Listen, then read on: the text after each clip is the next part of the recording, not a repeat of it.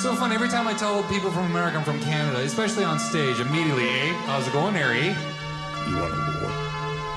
Or do you want to just give me a war? There's a new NBA champion, and it's a team from Toronto, Canada. Oh! This is the Prosciutto Masala Podcast. Welcome, everybody, to episode 7, Prosciutto Masala. Dre, how you doing tonight? Not too bad, not too bad. Happy Sunday, Rob. Happy Sunday, everybody. Yeah, absolutely. It's we're recording a bit later in the day than usual. I know me and you are early birds. We like to record earlier and get it over and done with. But today we each had a bunch of stuff going on. So glad we could finally at least get on the call. No worries at all. You know what? As one would say, it's better late than never, right? 100%. Yeah. So this week, we're going to talk about.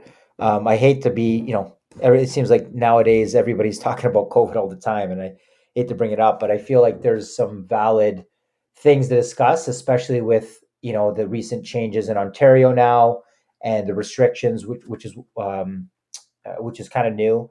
And for those of you, listening in the States, I'm not sure if we mentioned last time, but Ontario now is under not a full lockdown, but restricted. I think you could say amenities and certain things are restricted, certain restaurants. I don't remember all the restrictions off the top of my head, but I know essentially it's, correct me if I'm wrong, Dre, it's like restaurants, it's takeout only. Grocery stores are open. Shopping malls are open, which I don't really know why. And a lot of things, gyms are closed. So I guess the first question is, like, what do you see? How far do you project, this going? Do you think we're going to reach another restriction, another lockdown? Or are we going to, the end of the 2 weeks, which is the 22nd, I think, or 24th, something like that, they'll go back to kind of having things open again? Rob, it's a tough one because when I'm looking at it from different angles, right? You can look at it from a financial perspective. You can look at it from an educational perspective. So it really depends. Now, if we're talking money, so if we're talking income, if we're talking revenue, they kept the malls open, right? Because the retail industry, especially the big corporate, companies, they took a hit during 2020. So I couldn't really see them locking down a mall, right? Now, keep in mind, one thing that I will add to it is the malls are open, yes, but it's 50% capacity, which, to be honest with you, is pretty much the same thing. All that means is that you just have to go and wait in line outside the store kind of thing. So the malls itself are still, fully filled with people. It's just a matter of what store is going to give you 50% capacity, right? Now, the restrictions, how long will they last? That's the tough one. We don't know. Some people are looking at it from the angle of, well, how many people are in the hospital? How many people are taking up beds? Are the kids going to have to go back home? Are they going to have to go back? It's a tough one. A part of me who wants to be optimistic wants to say, January 24th, which was the predicted end date. But, of course, naturally, let's be honest, it's probably going to go till February. And then at that point, we can have this conversation and see, what direction it's going in. The one thing that I will say is that when you are doing a lockdown during the winter months, the winter seasons, you're more likely to receive less get back from the public as far as furthering that lockdown, because what's the one thing that happens during the winter? You're not social as much because it's cold. If it's minus 20 outside, no one's really going outside to begin with. So saying, that your favorite theater is on lockdown isn't really going to hurt too many people. Whereas if we fast forward to maybe the summer months, so for us, that would be June, July, August, this wouldn't really be taken too lightly, right? So it really depends. Yeah, I don't know. I think it's like we were talking about roughly last episode. I think it's a slippery slope where I think it's a really tough job for the politicians. I know everybody's giving shit to the politicians, but they're trying to please everybody. They're trying to please the small businesses. They're trying to please the medical community that's worried about numbers and all that stuff. So I get it. It's a tough situation, but I think they got to be really careful how they go about it. I think the one good thing that I think they did this time Obviously, I'm not a big fan of the restrictions and the kind of semi lockdown. I don't think anybody is, but I think it's good that they did it across Ontario versus before. I just remember the beginning of COVID, it was like Oakville does one thing, Mississauga does another thing. So Mississauga's locked down.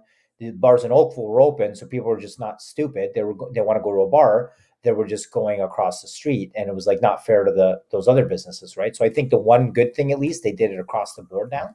But I think it's getting to the point where it's almost like, I don't know if the right saying is too little, too late, but it's getting to the point where people are getting really, I think, fed up. And I feel like it probably wasn't handled the best way to begin with. And if we handle this a bit better to begin with, where, even now, I mean, I'm not obviously a virologist or an expert, but for me, I think I see a lot of people, even from my inner circles and just, you know, uh, getting the demeanor of people I see online, is people are getting fed up. And I think if they're not careful, you're going to start to see more people stand up and riot and all that kind of stuff. Um, Yeah, right.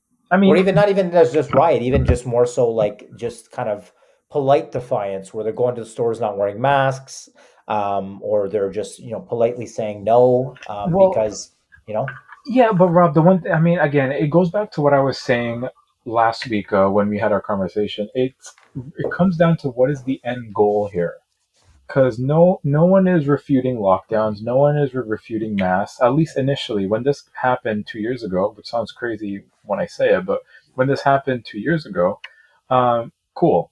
There's germs. Let's get the hand sanitizer out. Things are in the air. Let's get the air mist sanitization sprays out. mm, If it's something that was airborne, let's put the mask on. Things of that nature made sense back then. But now, when you're 2 years later, people kind of want to know, okay, you're saying this still. What is the end goal? Is the end goal, like, no one's really giving us an end goal? They're saying, do this, then go back to doing this. Now you can go do this, but in a couple months you might have to go back to doing this. So I think it's a case of, all right, what is what I would like to call, what is the 5 year plan, or what is the 1 year plan? What is the 2 year plan? What is the 3 year plan? Now, of course, when you're dealing with the science community, that's very difficult for someone to predict. And if that is the case, then what are we doing here? Because you cannot shut down a world for years upon years upon years with the intention of society coming out of it the way that it was before. Because you want people to come out um, optimistic. You want them to come out ambitious. You want them to come out happy and alive to mhm. push the world forward. The one thing that I'll mention is there are kids right now who are going through high school, going through college, going through university, and they're missing out on a lot of the major social events Yeah. that impact them and shape them. So, for example, prom, going out for a date, the first year college experience, the Frosh Week, Hmm. the networking events with employers at lecture halls and colleges, and all these things are kind of being postponed, and and yes, we know why they're being postponed. But again, what is the 1 year plan? What is the 2 year plan? What is the 3 year Hmm. plan? And this is something that's not being discussed, because if you told everyone that on March 2020, that on January 2022 we're going to be in the exact same position, I think everyone probably would have laughed. No Yeah, one I think really, a lot of yeah, people, nobody really predicted this, right? right. So, and I think that's the issue here. It's like, what is the end goal? And if you don't know the end goal, that's cool. That's perfectly fine. But let's not get it twisted in the sense that you're enforcing all these rules and laws as if you know really what's going on. And it's okay if you don't know what's going on. That's the magic and the nature of science. Science is very unpredictable. You can't predict what's going to happen in nature. You can make an educated guess, but at the end of the day, the key word there is guess. And so it's really what it is.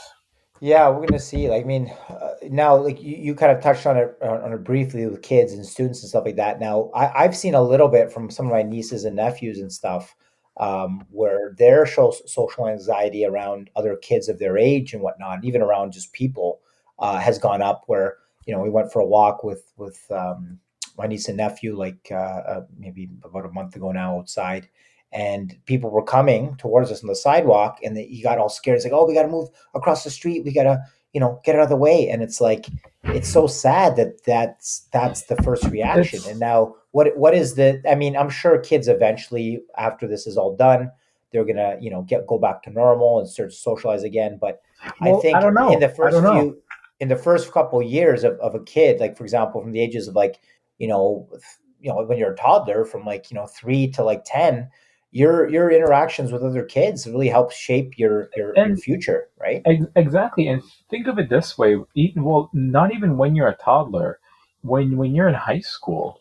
I mean, of course, I can only speak from the perspective of a male. But when you're in high school, some people don't date. Some people don't know how to talk to the opposite sex. Some people don't know how to, be social to make I friends. didn't. I went to all boys school for 4 years. It Yeah, was fucking and that's shit. exactly, and that's the whole, and that's the whole point. It's like, it's those basic communication skills that you Hmm. are losing right now because of this. Now, of Yeah. course, I don't want to just blame COVID for everything, but at the same token, you know, you have to think of it this way. The cool thing about school is that it kind of forces people to be social. It puts them in those situations. College puts you in those social situations, whether you like it or not. Now, Hmm. when you eliminate that, and you have communication being done more so on social media and Skype or Zoom or chat services for schools and all that, that's not exactly normal because your first impression is their image, their avatar, and how fast they can type. That's really what it is. There's people who I know that never have even heard the voice of the other person that they're talking to, and that It's part of it's sad. kind and Hmm. that's kind of weird, yeah, on Yeah. so many levels. It's Um, sad.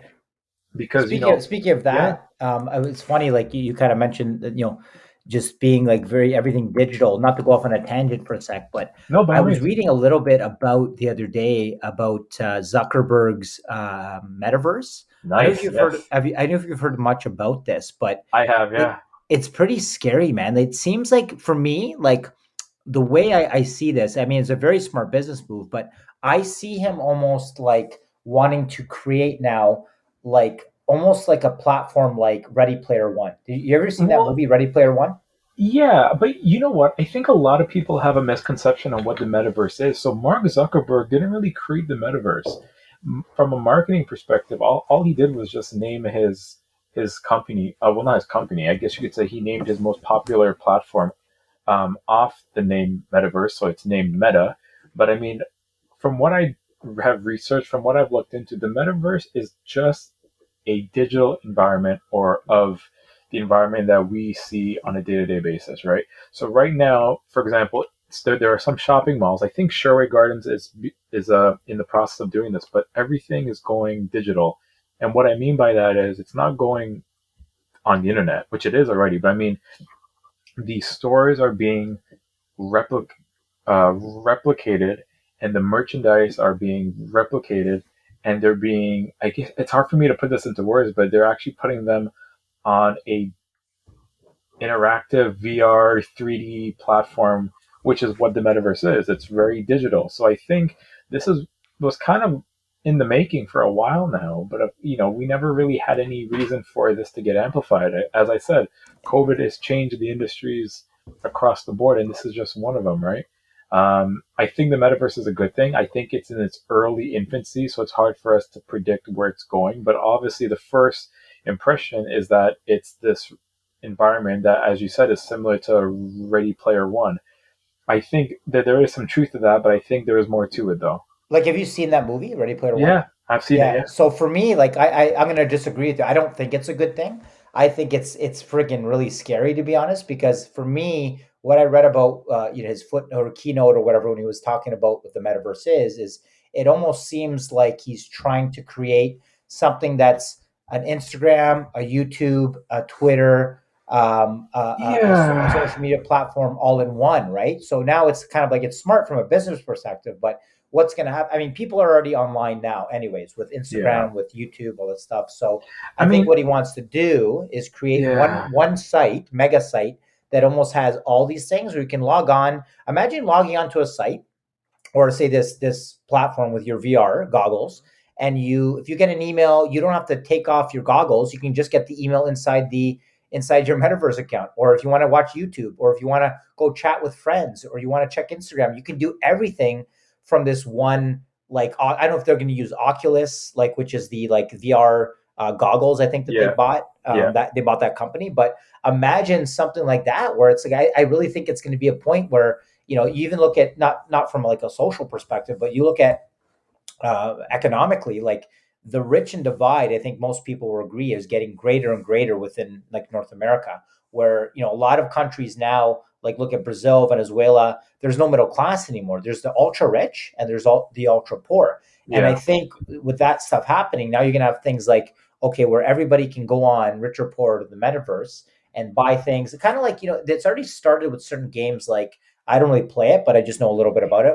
But like Fortnite, where Yeah. Fortnite's free, a very Yeah. smart game. You buy skins, you buy a character, items and all this stuff, and that's how you make money. So I think it's going to be an evolution of that, where you just go on to the metaverse, you can spend all your money there, and there's almost no point anymore being being out in public when everybody's on the metaverse. It's kind of like remember when we were like in grade 7, grade 8, everybody went on after school to like MSN Messenger, and you Oh my you waited for gosh. your crush to Yeah. come on MSN Oh Messenger my and chat with gosh. them. And I feel it's going to be like that, man, but for the new generation.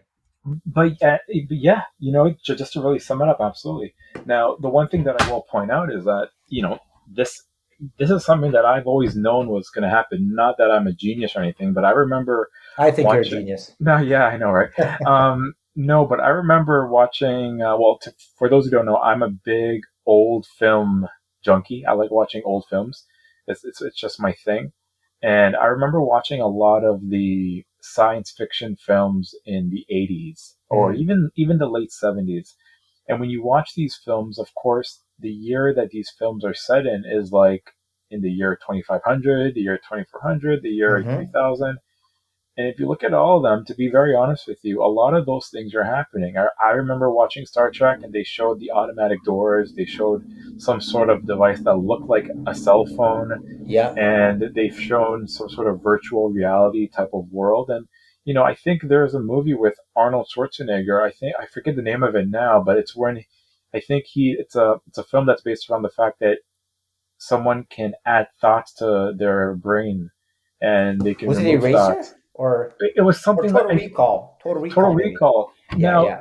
that concept is not so far fetched when you see what's going on now. Of course, that is some ways away, but I mean, the virtual world and landscape is something that it makes sense now. It's crazy when you think about it because if you think about, I mean, if you consider what the term is, science fiction, it's science but fiction.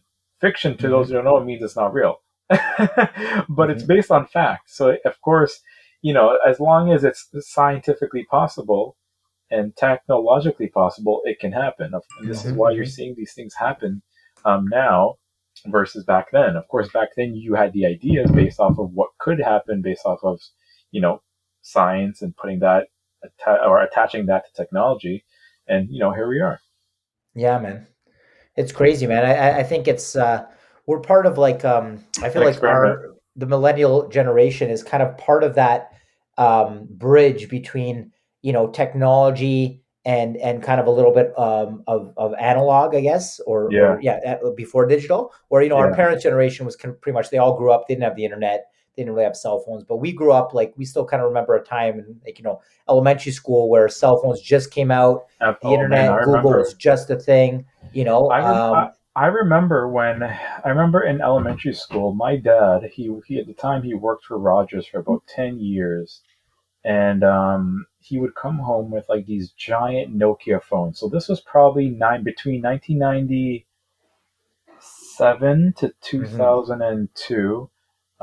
He would come home with this big giant cell phone, and was kind of funny, and just looking at it, I'm like, why? Like, well, what's the whole point of this? There's an antenna that you have to pull out, and it's just Hmm. no, it's just too much equipment, too much, too much going on. Yeah, And yeah. fast forward to 2022, and I can't even comprehend how much the cell phone has been added to our daily lives. Like I'm very curious to know what the stats are, but a part of me wonders, if the entire planet has access to a cell phone. Of course, if you're in a poor nation, unfortunately, that might be a little different, but I it's think they become, do. I think I'd yeah, heard something a while ago that the average African has, maybe can't afford like, a home, or maybe doesn't have bare eating utensils and things like that, but they have a yeah, cell phone, right? Because now they're becoming so cheap. And that's why, not to go off on a tangent, but that's why a lot of people are really excited about crypto and Bitcoin because, somebody in Africa that doesn't have even like maybe a pot to cook in, um, can get access to the monetary system versus if you try to go get that same person tries to go get a traditional bank account, they need an address, they need hmm, social security number, all that kind of stuff. So a lot of yeah. people are excited about the capabilities, right? So It's. yeah. I think it's an interesting time, at least for our generation specifically, because, as you said, we know what it was before, and now we're growing with technology. We're seeing the outcome of technology. But what's more interesting is actually talking to these kids who are like 15 years old and who all they know is a cell phone. All they know is social media. All they know is streaming services. And if you ever get into a conversation with someone that's like 16 years old, it's one of the most interesting yet mind-boggling conversations that you're ever going to have because they have grown up with technology. Um, it's all their thought process has kind of shifted in all areas. So they don't Hmm. understand. For example, they don't understand what a CD is or a vinyl or a cassette. They don't understand what it means to go to a store and buy a CD. All they Hmm. know is streaming and not any of those KPI metrics that we use to evaluate music, for example, right? So it's Hmm. just interesting. It's very interesting. Yeah, it's crazy, to think about what's happening next. I mean, on the same kind of tangent we're on technology. I was watching, so I went down the YouTube rabbit hole the other day on Elon Musk and about AI, and he was saying some pretty scary things about AI. Basically, it was an interview where he was talking about it's kind of like we need to be very careful when talking about AI, and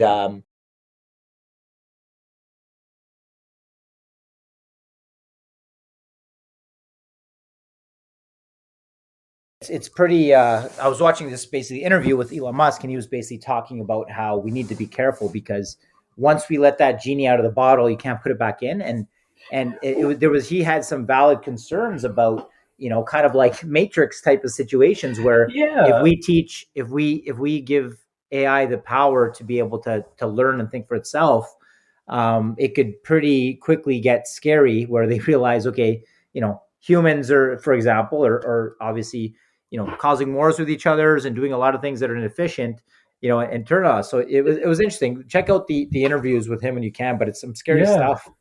I mean, you know what? And as crazy and daunting as this might sound, it probably will happen. Now, is it going to happen on the level of the Terminator? Probably not. But I can see some sort of virus being spread across the world that isn't in our control, kind of thing, right? Um, Well, that's because already happening. A virus is spreading around the exactly, world, right? Yeah. exactly, and that's the nature of it. Because you know, think of Siri, think of Google, think of all these interactive services where I can talk in my TV room or talk on my phone, and I can tell my phone what to search for, and it comes back to me and it talks to me and it relays that information. That is a primitive form of AI if you think about it. It's more controlled, sure, but it's very, very primitive. Like if think about it, if you introduce Siri to us back in 2005 or in the year 2000, I Hmm. think our minds will be mind boggled. Yeah. It'll be mind boggled that you can talk into a TV, talk into a phone, and it will pull information from the internet and do whatever it is that you tell them to. Like that concept is kind of crazy. So it's I'm not saying we're gonna see a nuclear end of times kind of deal. I mean, of course, I think that's from someone who watches a lot of these movies, I highly doubt it's going to happen. But artificial intelligence, I think it has its pros and cons. I think it can do a lot of good, but equally it can do a lot of bad. I think, like anything, you do have to have a lot of control, a lot of restriction, and by that I'm referring to the government and the governing bodies who are in charge of this kind of stuff. Yeah. You do have to make sure that it is like it's almost like going to space. Not just anyone can just hop on a spaceship and go to space. You have to be part of NASA. You have to be part of some sort of global initiative, right? So I think the same concept would apply with that. Yeah, I just hope the right people are looking into this, because a lot of times it's the corporations that end up developing the technology before the government can make regulations around it, right? Like look at crypto. Crypto kind of just came out because of some anonymous person, Satoshi, basically released the code online, and then the governments are still trying to figure out how to tax it and how to deal with Yeah, it. So it's a you hope tough that one. like with artificial intelligence that people are the companies that are developing artificial intelligence. I know there's already a robot out there. I think her name's Sophia, that you can Yeah, have a conversation with. I know if you've seen these videos, it's pretty creepy. I have. I've seen it. It's very scary. It reminds me of like what's that movie with Will Smith? I Robot. I Robot. Yeah, It yeah, reminds yeah, me of that in some ways, right? So, yeah, and yeah. You again, got it's you know what, it's technology evolving and advancing, and you can't really escape it, but you have to, as one would say, tread lightly, right? hmm Especially in those avenues. I think the advancement of technology is one of those industries where you're probably going to see it go up and up and up on a yearly basis for the end of time. yeah, It's one of those things where, because with technology, you have to realize, on one hand it helps society, and the other hand it makes money for society. So you know yeah. that's why it's evolving such a fast rate. Yeah, I'm sure we're going to see in our lifetime for sure. Maybe in the next 10 years, we're going to see some forms of artificial intelligence in just our everyday life. Like you said, with Siri, I might get to the point where, Siri, I don't know, like starts to like, okay, do you want your car started for you? Do you want, me to Oh, it's start the there. microwave for you? Do you want me Oh, it's to, there. right? Yeah. It's crazy. Oh, So it's there. When it comes to even cars, that's one area that I expect to see a lot of big, changes and developments in the next oncoming years. mhm. Like, if you think about it, cars can start on their own. Like, Yeah. my sister's husband, his car can turn on by him opening up his BMW app and just Yeah. starting the car. It's Or crazy. Yeah. it really is crazy. And then now, I think it was Tesla that was doing this, or it might have been Apple, but there's going to be a self-driving car, right? Yeah. Mhm. And those concepts are out there, and it's cars are, I mean, and to be frank, cars are kind of behind with the times if you think about it. If I go back to the films that I used to watch in the 80s and 70s. Around this time, there was the thought that we would have flying cars, right? Yeah.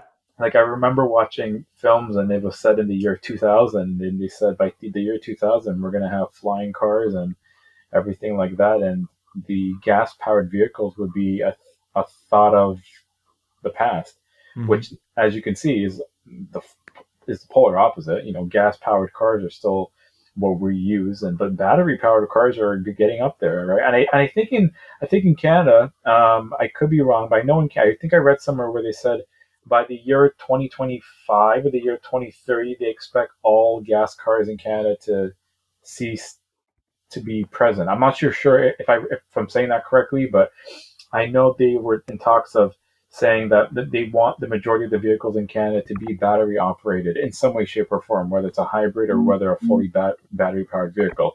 hmm I would have to go back and check that information, but I know in Canada at least that is something that's in conversation. And Yeah, it's going to be interesting, man, to see the advances. It's pretty exciting, but it's scary at the same time too, because Mhm. we already all know like how many times is the phone listening to us, and we will go searching on the internet, and then all of a sudden it's like shit, like I get an ad for something I was talking about. Like it happens to everybody, right? And Mhm. it's scary to think that that's going to be kind of brought to the next level. Now, speaking of like next level stuff, and since we were talking about Elon Musk a little bit, one thing that I don't understand, I know everybody now, like with him and Bezos, they're trying to get to Mars. But what I don't understand is why. Maybe you could explain this to me. Maybe we need to get an expert on the show or something. The Canadian freaking Yeah.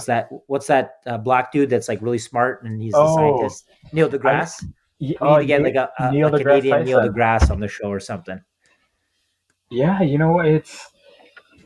it's well. Here's the thing. You want to know what it is? You have a scenario where Elon Musk has a shit ton of money, as he should. He earned that money. God bless him. Um, and he wants to go to Mars. You know what? As I said, being a sci-fi junkie, being a movie junkie, we're behind with the whole space exploration deal. If you think about it, and I'm not sure what the age range of our listeners are, but if you go back into the 60s, there were industries that were thriving based off of the notion that the Americans wanted to go to the moon before the Russians and vice versa. And there were a lot of jobs being made. There was a lot of ambition. There were a lot of um, progression in society based off of the exploration of Mars. But my And thing is, all, like, I'm wondering, like, why is it that, and I have a theory about this, but my question is, why is it that, they want to go to Mars? I think the reason is, and why not, for example, why not to try populate the moon first? For me, it just makes so well, much more sense. It's closer. There's it's less expensive. things on Mars that are going to kill us. It's Or sorry, there's expensive, less thing on the moon that's going to kill us. but don't forget if you to populate the moon, Mhm. what that implies is there's a whole ton of things you have to take into consideration. First thing, you have to build some sort of living quarter, some sort of city on the moon. The moon is not terraformed. For those who don't know what terraform means there's no atmosphere, there's no oxygen, there's no anything. It's Yeah, just but neither is space. Mars, right? No, but Mars has an atmosphere. But unfortunately, this atmosphere is poisonous to us. But they what they've said is millions of years ago, the atmospheres of Mars was that of Earth. It was oxygen, but because Mars is an older planet, naturally that oxygen is no longer there. But if you go to the North Pole, or I think it's the South Pole of Mars, there is oxygen there. It's not enough for someone to just take off their helmet and walk around, but there is water and oxygen there. So the best thing that I can explain to people is if you actually Google, I forget the name of the video, but there's a video that compares Earth to Mars, and Mars is just an old version of Earth. That's it. Or an Earth is just a young version of So, Mars. so you think it's going to Because be easier to terraform Mars rather than try no, to like set up no, no, stuff no, no. at the moon? I don't even think they want to terraform Mars. I think the reason why they're going to Mars, to be very honest with you, because Mars is the only planet in our solar system that you can actually navigate around and land on. If you look at the other planets, they're all gas giants. No, but my thing Meaning, is why not the moon is so much closer? Why not just try to put people on the moon and live on the moon, right? Like we went it, there once, the US went there, how are you and then going to it's build? How are you going to build, right? Because when you have, um, the same way you would with Mars, right? They're gonna have to do all that stuff on Mars anyway. So what I just don't understand, I think I know the answer, and I think it's just as mhm. simple as it's just kind of a cool factor. Like I think if Elon said, for example, like in all the science fiction movies talk about going to Mars, right? So Mars is kind of like considered like a cool planet. So it's like if Elon says, "Oh, I'm going to Mars," and then Jeffrey Bezos says, "Oh, we're gonna go to the moon," it's almost like saying somebody like it's not as cool to say you're going to the moon as you're going to Mars. So I think, you know, Elon Musk kind of led the way saying, "Oh, we're going to try to go to the Mars," and now it's a race to Mars. So But I you know think people what? kind of forgot about the I'll moon a take little it. bit. You know I'll what I take mean? it. I'll take it. At the end of the day, the thing with space, and this is something that I've learned from just um, watching and looking at the history of space travel. Space travel is like a sport. You have to practice. You have to get in there because the majority of the spaceships, or not spaceships, but the shuttles, the rockets that go into space or are made to go into space, the majority of them explode. So you have to do a lot of trial and error. This is why space travel costs a lot of money because the majority of that money is for faulty ships that they build, right? So I mean, this is why I'm okay with Mars. It might not be something that's going to be worthwhile in the long run, but you have to build some sort of foundation because right now they don't really put too much money into space travel anymore. Just to give you some sort of perspective, they spend more on the war in Iraq. Well, so the Americans, they spend more on the war in Iraq in 1 year than the sorry. Let me re Restate it. restate it. Yeah. Yeah, yeah. So the 1 year spent in the war in Iraq Uh-huh. was more than the entire budget of NASA from its creation to now. Wow. That's So pretty yeah, insulting. and yeah, exactly. So this is the whole thing, right? Because you, I think space travel, as amazing as it was, it started off as a competition Hmm. against the Russians. And what's the one thing that happens when you're in competition with someone? You want to do everything and then some to win. And this is where all the money was being poured at that time. And this is why there was so much progress made in space travel during the 60s. Like, think about it. This is the 60s. Technology was nowhere. Hmm. Yet, fast forward 40, 50 years, and we still haven't really done much in space. Yeah, Like, that's look at the this, thing. It's almost you like know? Elon now and Bezos have reignited this, kind of excitement about space and stuff, right? I was talking with a good friend of mine yesterday, Chris. We probably will have him on the show eventually. He's a really smart guy, actually. We were talking about this subject and about Mars, for example, and the moon. And if say we get there, or whoever gets there, it's going to be interesting to see in the next 20, 30, 40 years how it plays out in terms of ownership, because like corporations, like anything, like we fight Yeah. over pieces of land here on earth. Imagine how we're going to start fighting, and corporations and governments are going to start fighting, and who owns this part of Mars, or who owns this part of Mars. So Well, we were talking about, do we think it's going to be the government that takes claim to stuff first, or no, they can't. corporations? And we were thinking it's going to be corporations that claim Yeah, ownership I of think Mars first, and then just maybe backed by the government. at the end of the day, at the end of the day, and this goes to our ego as human beings, and this conversation, this convo can really go super deep, because we're assuming that space is controlled by us. We are the authority. We are the top of the food chain. We are the gods of everything, and that as humans, we can give claim to space, just like we did with continents, just like we did with property, anything like that. When it comes to space, I don't see that's going to happen. Of course, we're going to act like it's a controlled environment, if you will, but it really isn't when it's all said and done. I mean, for all you know, there's probably other life forms out. I mean, as I said, that this can go really deep. I mean, I think this goes back to our belief that we are the top dogs in the world, right? And by the world, I mean the universe, and that's obviously not the case. Just based off of scientific fact, based off of mathematic fact, we cannot be the only species in the solar system, and by species I mean intelligent species at that. So on that notion, it's probably going to be, yeah, I think companies, some sort of corporation that's going to have some sort of ownership. I think space travel is going to eventually become more of a independent run ordeal. So just like Elon Musk is doing it, I can see some rich billionaire in Dubai doing the exact same thing, right? I think there's going to be less emphasis on governments doing it, because think about it. Why would the government want to do anything like this? It's for their own personal gain, right? And if they can make money off it, then they're going to do it. What was happening during the 60s when they were competing with the Russians? Every TV channel had space on their programs, all the merchandise during that era.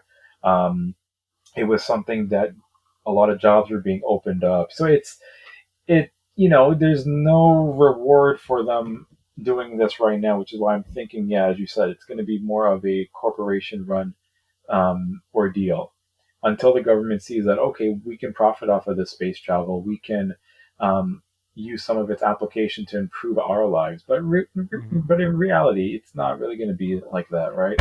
And because that's why it's taking so long. Because I mean, think about it. The war in Iraq goes back to that same example. The war in Iraq was more than the entire budget of NASA 1 year. That's crazy. That alone should speak some sort of volumes, right? Yeah, it's pretty crazy, man. Like, now, do you think we're gonna? I think we'll see people on Mars. It's gonna be in our lifetime. Maybe I think Elon Musk said by 2025 or something, which is it seems super ambitious, but it's gonna be crazy. Like, I can imagine back. I think it was the 60s when they Hmm. landed on the moon. I don't really know. I'd probably have to look that up, but I it think must so. have I been think so. I think so. Oh, sorry about it that. must have been a sight to see. Like, can imagine Yeah, being watching the TV that day as a kid. And I'm sure I could talk to either my mother or grandmother and talk yeah. to them about like that day. It must have been pretty incredible. Like, for me, the only thing I can relate to that is when 9/11 happened, where kind of the whole world stopped and was watching what was Well, happening. yeah, because if Right. you think about it, it's funny you mentioned this. I remember having a conversation with an older gentleman that I used to work with at one of my part-time jobs growing up, and he was telling me how much creativity and how much enthusiasm and how much ambition there was during the 60s because you saw something that you never ever ever thought would happen, It and was like out of a science fiction movie, right? yeah, and it opened up a whole new world of thinking, a whole new world of possibilities, and it really, it sparked a lot of, things in the human imagination. That's what he used to say, because he was Russian, by the way. And so he was speaking on it from just the Russian perspective as the American perspective. And he said, it just, if you're a kid growing up in that era, it allows you to envision and think and want to do something, you know, something special, kind of think out of the box kind of thing, right? Mm-hmm. And that's what space is, right? It's, I mean, now of course you can't go to school for space. You can't say, let me go to York University or the University of Toronto and take a degree in space travel. No, there's a little bit more to that. Um, but I mean, it's Hey, in the something that future that might change. You never you know. never, yeah. And that's the thing. I think it's one of the industries that I wish can get some funding, that I wish can, because it's kind of unfortunate that you have a billionaire that's doing all this, that's trying to Yeah. push the human footprint in space, right? Mm-hmm. Whereas, and now keep in mind, we both know that the governments generally are broke, so it's Mm-hmm. now is probably the worst time for our government or the American government to invest in anything, because ultimately, they're printing more money now because of COVID and all the free money they're giving away. So let's not even ask them to throw trillions upon trillions on space travel. Mm-hmm, mm-hmm. Yeah, it's going to be interesting. I think it'll happen in our lifetime. And then from there, there's a cool video on YouTube that I was watching, when I was talking with my buddy Chris about this space travel and Elon Musk and all this stuff.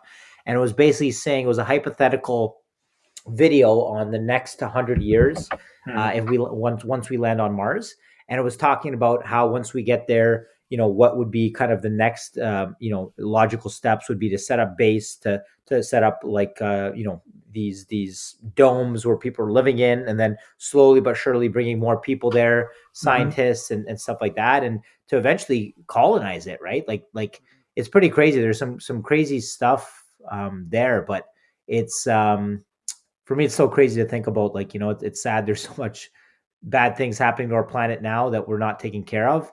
And from my understanding, it's we've reached a point of maximum capacity where I think I think somebody maybe can comment in the comments, but I think we're past the point now of being able to save like the ozone layer.